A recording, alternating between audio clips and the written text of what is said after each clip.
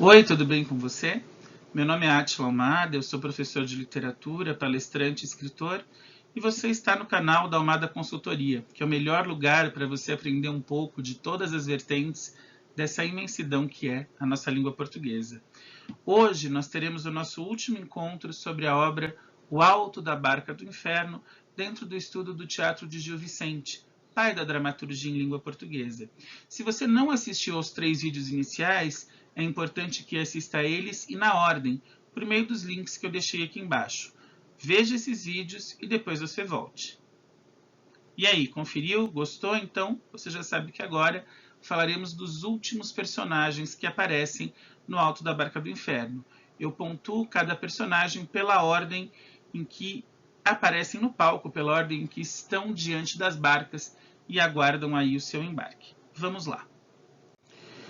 Depois do frade, que foi o último que nós vimos, o frade, que é aquele que representa a Igreja Católica e que é um dos mais criticados, porque deveria servir de exemplo social e faz tudo ao contrário, vem a alcoviteira. Bom, o que é uma alcoviteira?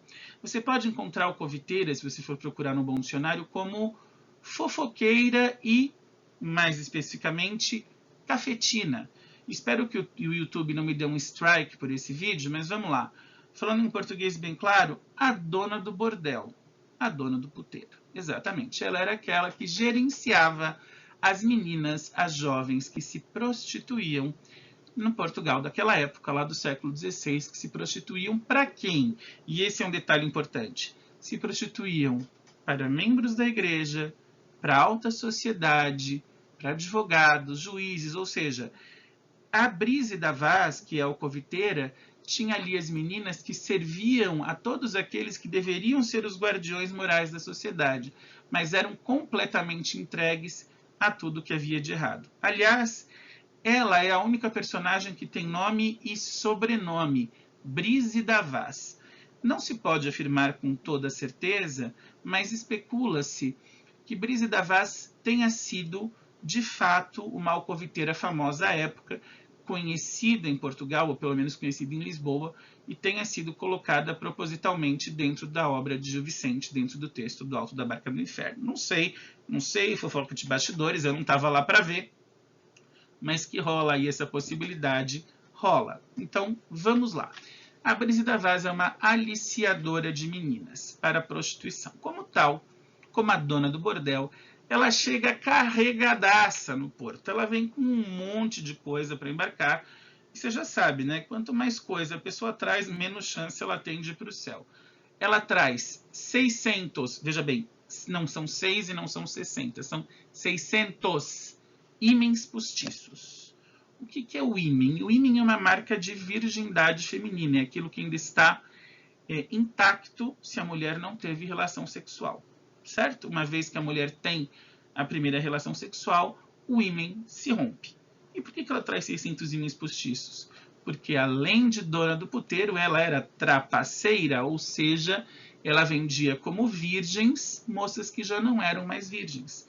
Então, essas moças já tinham tido relações sexuais, já haviam se prostituído, mas dependendo da exigência do cliente, ela colocava um ímã postiço para dizer, não, essa aqui é virgem. E olha que absurdo, isso valia mais dinheiro. Vocês já imaginaram? Quer dizer, a menina virgem, a prostituta virgem, custava mais caro.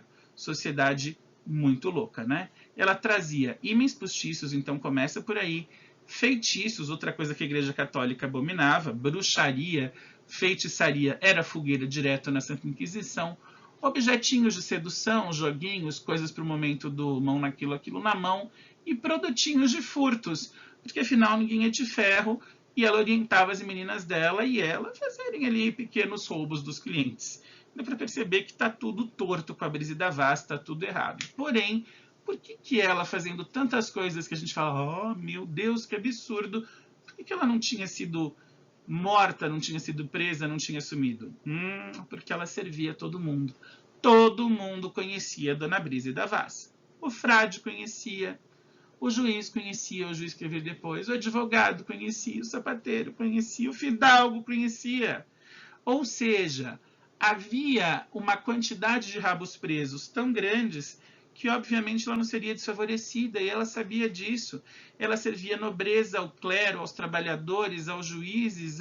Bom, então ela morre e ela chega lá achando que ela vai para o céu, porque afinal ela imagina que, como as meninas dela, como as prostitutas serviam inclusive a igreja, ora, se a minha prostituta deu para o padre, ou ela vendeu a menina para o padre, então tá tudo abençoado, tá tudo legal, vamos para o colo de Deus. Só que não, né, gente? Com todos esses erros, claro que a Brígida Vaz tem o passaporte direto, carimbado e garantido para o inferno. Mas mesmo assim, a figura dela é muito interessante na peça, porque depois que ela aparece, ela interage com outros personagens. E aí o espectador que está lá na plateia vai vendo o quanto ela era conhecida. E o pecado do adultério, o pecado libidinoso, a prostituição, que nem tinha sido mencionada em alguns personagens anteriores, ela aparece e você descobre que, além de tudo, além de não seguir os preceitos religiosos, eram personagens que também se aproveitavam dos serviços de prostitutas, cuja chefe era Brígida Vaz, que vai para o inferno. O próximo personagem é um judeu. Alô, YouTube, atenção, não há nada de antissemitismo aqui, por favor. É uma constatação histórica, uma constatação de época, dentro da moral católica. Bom, dentro da moral católica não se reconhece religiosamente o judeu, porque o judaísmo não acredita na figura de Cristo. Eles acreditam até na existência de Maria, que teve um filho chamado Jesus, mas eles não dão caráter de divindade a Cristo. Cristo não é o Messias e Maria não é a enviada de Deus. Eles veem Jesus como uma figura histórica comum. Ora, se a Igreja Católica é a Igreja de Jesus Cristo, se o primeiro Papa, que foi Pedro, teve a ordem de fundação da Igreja do próprio Jesus Cristo, e os judeus não reconhecem a existência de Jesus como o Cristo, obviamente eles não são sequer reconhecidos pela Igreja Católica. Então eles existem, mas desde já eles são pecadores, porque eles não reconhecem a figura do Salvador. Portanto, o judeu ele entra na história previamente condenado. Ele não faz parte do catolicismo, então ele não pode ir em nenhum dos batéis. Se ele não acredita em Jesus, se ele não acredita nos valores católicos, ele não vai nem para o céu, nem para o inferno. E esse é o detalhe importante do judeu. Ele chega com um bode e chega com um saco de dinheiro, uma bolsa de moedas. Ao contrário do agiota, que vem com a bolsa vazia, o judeu vem com uma bolsa cheia e ele até quer pagar ao barqueiro para atravessá-lo, para levá-lo para onde ele tiver que ir. Aqui é interessante porque você tem uma retomada, né, no pagar para o barqueiro, tanto no agiota quanto no judeu. Vale lembrar que lá na mitologia grega existia Caronte, que era o barqueiro que conduzia as almas dos mortos para o Hades, que era o reino dos mortos grego. Bom, voltando, o judeu traz o bode, que era ali um animal comum a eles, e traz dinheiro e oferece pagar para ser embarcado. Só que ele é recusado em ambas as barcas. O parvo, ele denuncia o judeu, ele critica o judeu por crimes de profanação à Igreja Católica. Quais são esses dois crimes? Bom, ele diz que o judeu comia carne na Sexta-feira Santa, o que não acontece na Igreja Católica, já que a Sexta-feira Santa é o dia da Paixão de Cristo, então é um dia que os católicos não comem carne, e diz que o judeu urinou sobre túmulos na igreja de São Gião. Como assim? Os túmulos antigamente, eles ficavam, as pessoas que morriam e eram confessadas ou tinham dinheiro para isso, eram enterradas sob as lajes das igrejas. Portanto, se você fizesse xixi numa laje da igreja, você estava fazendo em cima de um morto. E aí ele fala que o judeu profana a Igreja Católica por ter urinado nos mortos e por comer carne na Sexta-feira Santa. Então ele ainda dá uma risada, ele tira uma com a cara do judeu, mas ao fim, pela sua falta de crença, o judeu ele vai para o barco do inferno, mas não dentro, ele vai rebocado, ele vai puxado pelo barco do inferno, ele e o seu bode, porque ele não é admitido no interior de nenhuma das barcas. Então aqui o Gil Vicente faz a questão de retratar o judeu como, para a fé católica, nada, uma vez que ele não reconhece Jesus, que é a base da Igreja Católica. Ele não vai nem diretamente dentro do barco do céu, nem diretamente dentro do barco do inferno. E é assim que é a estrutura católica, ou que era, né, a estrutura católica vigente à época, que acreditava que todos os que não eram católicos profanavam a Igreja. Volto a insistir, não tinha sido feita ainda nem a reforma protestante de Martinho Lutero. Bom, chegamos agora ao corregedor e ao procurador, dois personagens que eu trouxe juntos porque são da mesma área, embora com atuações um pouquinho diferentes. O corregedor seria o equivalente a hoje um juiz, alguém que está nos tribunais julgando sentenças, julgando demandas que chegam a ele. O procurador seria o equivalente hoje a um advogado, que é aquele que lida diretamente com os clientes e que pega os casos para defendê-los. O que eles têm em comum? Os dois são subornáveis e os dois trabalham para quem lhes der mais dinheiro ou mais bens.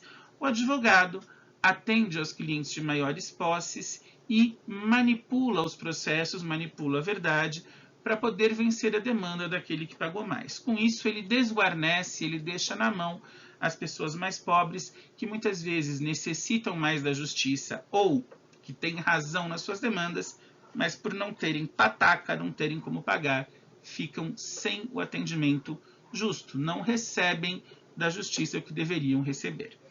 O juiz que está... e além disso, o advogado ele é um puxa-saco do juiz, que lhe é o superior.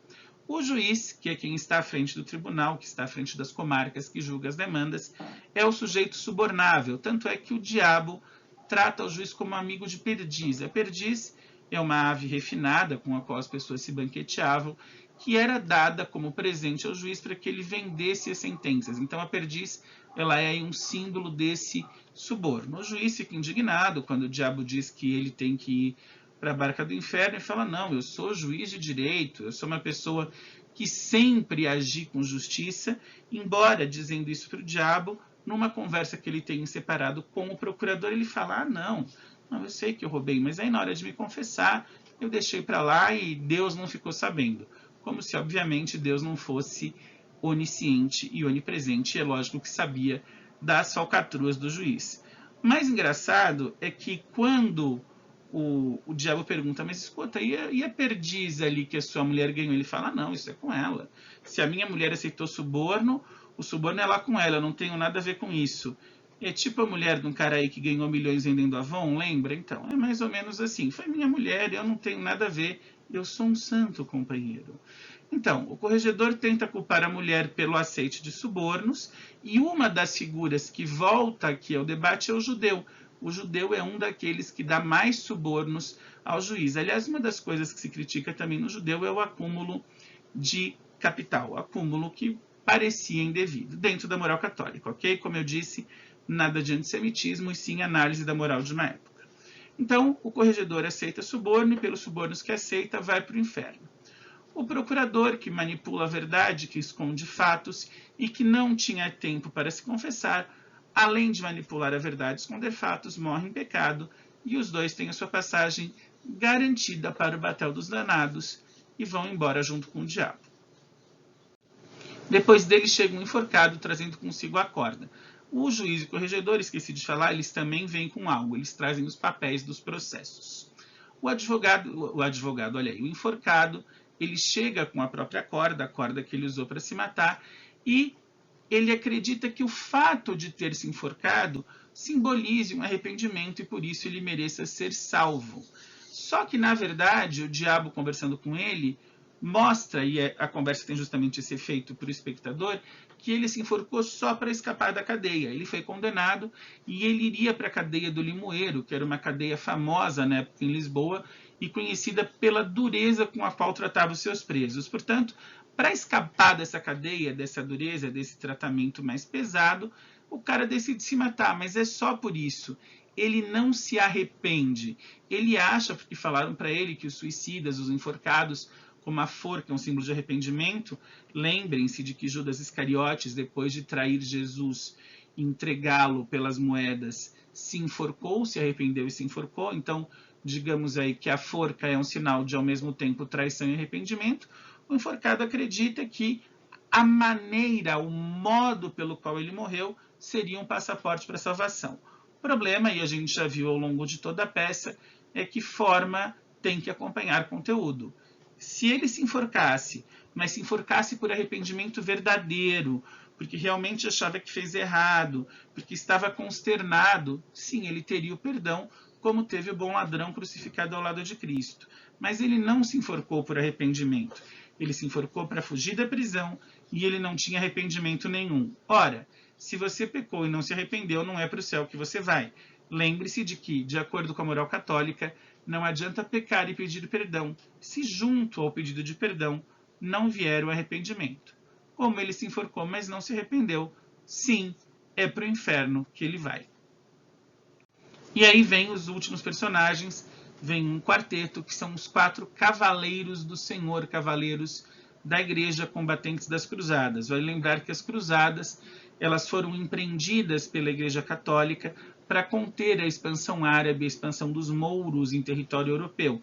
Nos últimos 400, 500 anos da Idade Média, as cruzadas expandiram o domínio católico pela Europa, ao mesmo tempo que barraram o avanço dos árabes que estavam entrando e conquistando terras. Portanto, os cavaleiros que lutam nas cruzadas são representantes da Igreja. Eles morreram pela fé. Ao morrerem pela fé, estão automaticamente salvos.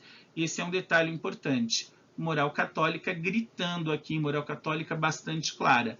Os mártires da Santa Igreja, assim descritos pela própria obra, pelo próprio Gil Vicente, eles sequer vão conversar com o diabo. O diabo tenta chamá-los, mas eles falam, escuta, quem você pensa que é para nos tratar assim? Nós viemos em nome do Senhor, e eles são imediatamente admitidos pelo anjo. O anjo diz que esperava por eles, que foram aqueles que combateram o bom combate e morreram lutando pela sua fé, morreram defendendo seu Deus e, portanto, dentro da moral católica, tem a garantia de que irão para o céu. Depois dos cavaleiros, lembra, o Parvo estava lá rondando, ele não tinha feito nada de grandioso, mas também nada de errado. Depois que os cavaleiros entram e que todos os personagens já foram acomodados, então você tem uma galera, você tem fidalgo, frade, alcoviteira, onzeneiro, sapateiro, corregedor, procurador, judeu, todo mundo está para o lado do diabo, o judeu a reboque. Os cavaleiros embarcam com o anjo, e aí o anjo chama o Parvo, que enfim se salva, não por ter feito algo grandioso, mas por não ter pecados. Todos eles embarcam e partem, e cai o pano e se encerra a peça. Eu espero bastante que você tenha gostado desses nossos 4 encontros sobre o teatro de Gil Vicente, sobre o Alto da Barca do Inferno. Essa obra ela é disponível para leitura sem custo. Existe o site dominiopublico.gov.br. Você pode buscar lá, inclusive existem versões atualizadas, é uma peça em formato de diálogos.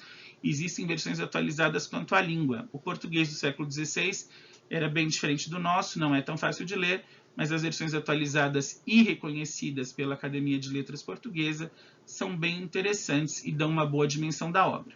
Não se esqueça de deixar o seu like, avalie positivamente o nosso vídeo, isso é muito importante aqui para o canal. Inscreva-se se não é inscrito, ative as notificações e siga a Almada Consultoria em outras redes sociais. No Instagram, @AlmadaConsultoria, você pode enviar dúvidas ou sugerir pautas. E no nosso e-mail, almada. Não se esqueça do ponto, almada.consultoria@gmail.com, você solicita o nosso portfólio de cursos e palestras. A gente se vê já falando mais de língua portuguesa e cultura para você. Um grande abraço.